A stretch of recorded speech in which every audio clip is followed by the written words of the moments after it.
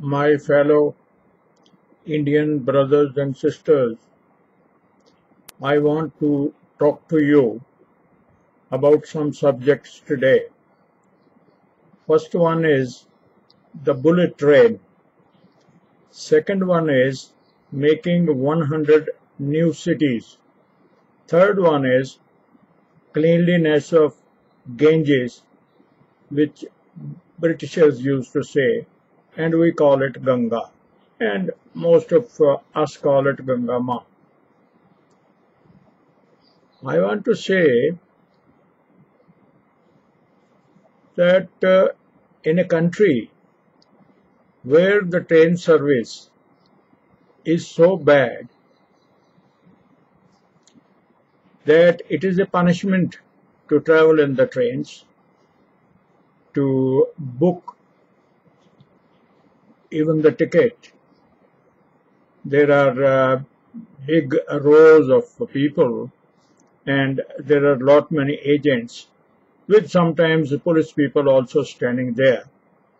And all railway employees seeing all this happening. Now to spend 7,000 or so, whatever it is, rupees to start a bullet train, why all Indians don't collect together and suggest to their representatives that first of all, the existing train services, the food, laboratories, the seats, the booking system should be reformed. That will be the best thing. And I will suggest it to the Honorable Railway Minister. The railway is the lifeline, they say, of India. Most of the Indians travel by rail. And if it is not reformed or put in order, it is a very bad story. There is no security. There are so many complaints about food, and so much of hooliganism is there. Trains are being stopped, trains are being stoned, and everywhere where the people do some show of force, they stop the rails. Sometimes Kisans, sometimes Gujars, sometimes Sikhs, sometimes on some other matters by various groups and parties, which is very bad. Firstly, they should understand that the passengers are not responsible for not fulfilling their aims and aspirations.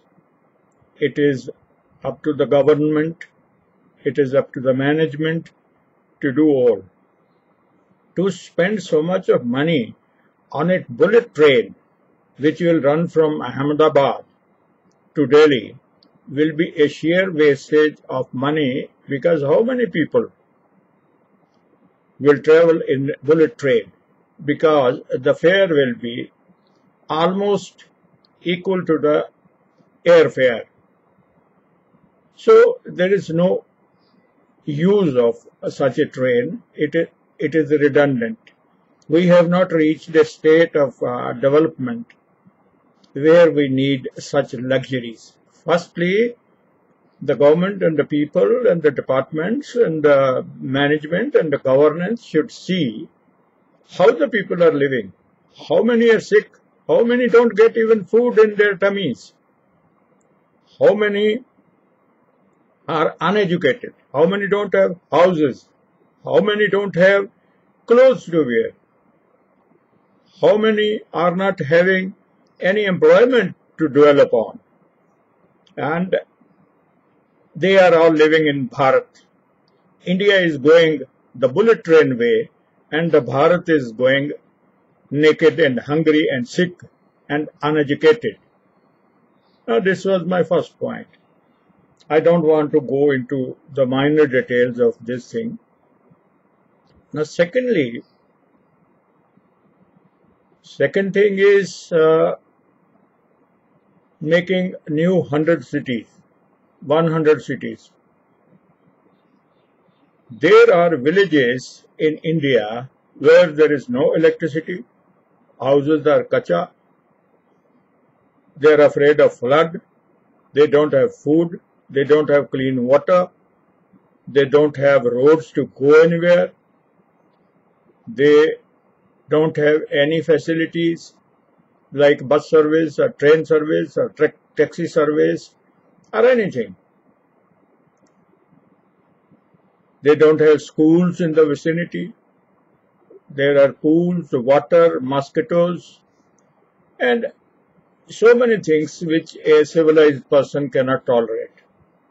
And if we say that we should have 100 more new cities, it seems to be a little an idea which is only for India, so that people leave the cities or the builders make the money who are already making a lot of money. This is very objectionable. First of all, the villages in Bihar, UP, the northeast India, South India, North India, wherever the villages don't have hospitals, don't have schools, don't have clean water, don't have laboratories, don't have electricity. First, it should be completed. When we are all on board, then we should think of making new cities, not now.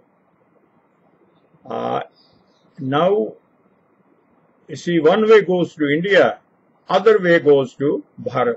Bharat is very poor, Bharat is hungry, Bharat needs education, Bharat needs employment, Bharat needs food, Bharat needs clothes, Bharat needs so many things. So, unless we fulfill the desires and the requirements of Bharat, we should not travel to India. We are going too far. My third point is the cleanliness of River Ganga. I would say I am hearing for last 15 or 20 years about cleaning of Ganga. Now, all the cities on the shores of Ganga are throwing their dirty water and their refusal in the river Ganga. People are throwing carcasses and even the dead people half burnt into river Ganges. They are also throwing so many things which petrify and they dirty Ganges. Unless these things, unless our mindset changes, our mindset is not cleanliness. In India, everything is started with a slogan and sensationalism, which is not correct. Sensationalism may get votes, may get leaders. Our leaders are good. I don't say they are bad. Some are, but I don't go into the politics. Why only Ganges? Why not all the rivers, all the water bodies should be cleaned and kept clean side by side? It requires a lot of money. Instead of making new cities, instead of having a luxury bullet train, these things should be done first. Lot many of our children are dying in hospitals. Lot many ladies, majority of ladies in the villages do not have hemoglobin which should be there in their bodies. They have less blood than it is required for a healthy human being because they are living in Bharat. Those who are living in India in air condition, when they go into car it is air conditioned, their feet are not on the ground. Their feet are in the sky. India has attained independence after so many years of slavery. And once the power has come into our brothers' hands, our brothers are flying because they have never seen power before. Now for last 60-65 years, they have seen the power, which is making them inebriated, are little mad, are little off the ground, which is very bad. It is very angry proposal, very impractical proposal to have bullet trains and to have new cities. Once the old cities are not brought to a level where they can be called cities. So far the villages, the Indian nation lives in villages. So far the villages are not looked after. What right we have got to make new cities, to give money to contractors, to builders, to crony capitalism cronies, so that they earn. And one subject I did not mention early is regarding Make in India. No, I want it to be made in India. Make in India, they will not come. No firms from foreign countries will come with 49% share. They want monopoly over the manufacturing. Our manufacturers, what they are doing, except I think Tata, most of them are traders. A good industrialist will invent things. Now, if you look at the parameters of things which we use, home appliances and cars and other things, nobody in India is making them. They are making components and other things. They are trading. They buy from foreign countries and they sell here at a higher cost. This is called trading. They are mostly trading, which is not good, which is not healthy for the economy of the country or the people of the country. The argument is that when the companies come from outside, they will employ our people. The labor will be cheap, they say. The labor will be cheap. Okay, the labor will be cheap, but those companies are foreign companies. If they don't give their techniques to us, our companies. For example, now China, USA and other countries are getting things done from China, and on them it is written made in China or made in People's Republic of China. And if we want to compete with China, we have to manufacture. We don't have to invite the manufacturers in a hurry. We don't have to, because that will not work out. They will not come. If they come, they will come for 60, 70, 80% monopoly over the companies they establish. And they will keep the higher technologies in the hands of the people of their country. They will not give it to the people of our country so that we don't learn it and we don't make it. Even today, everything in India is coming from China. Heavy machinery, weapons and arms, ammunition is coming from USA or Russia. Even our rockets, I will finish, I will say something about rockets. That people don't know the things. All the rockets originated from V2 rockets of Germany. Some were taken by US, some were taken by Russia. And they developed on that. Only one American and some Russians, William Goddard or Mr. Goddard, worked in rocketry science. We have all thing, everything, all technology which has been borrowed, including our technology which made us capable of going to circle around the Mars, which has been sent recently. It is all foreign technology. We Indians have invented nothing in centuries. Look at everything from cycle to the Persian wheel to all the machinery. It has come either from England or from America, Germany, Russia, etc., etc. We have made nothing. We don't have scientific temperament of mind. Our temperament is not scientific. We are superstitious people. that mental makeup should be changed. Cleanliness is not a slogan. It's a habit.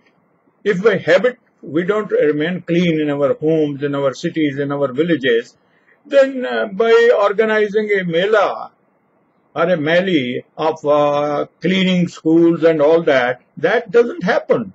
That is a propaganda. That is something which is not apolitical. It is little political. I will not say little, it is all political. The thing is, the change of temperament of the people to make them scientifically oriented, to change the system of education, not only to skill development, but the education plus skill development. And these things can be done in a very comprehensive way if we look after these things. Our all aims should start from the person whose steps are the closest. The weakest man should be our aim. We should start everything from the weakest, not from the strongest. Then our philosophy of development will be okay.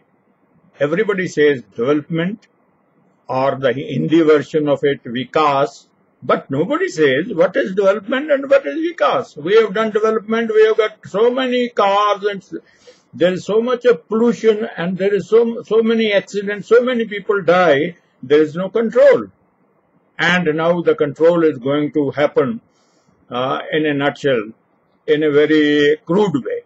This is not the way. Unless the mentality of the people does not change, we cannot go for all these things. Development will remain as a slogan, nothing else.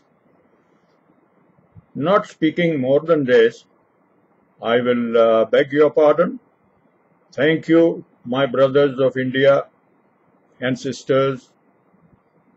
Jai Bharat, Jai India, Jai all Indians, and Jai those people who are working for India, who are the true patriots.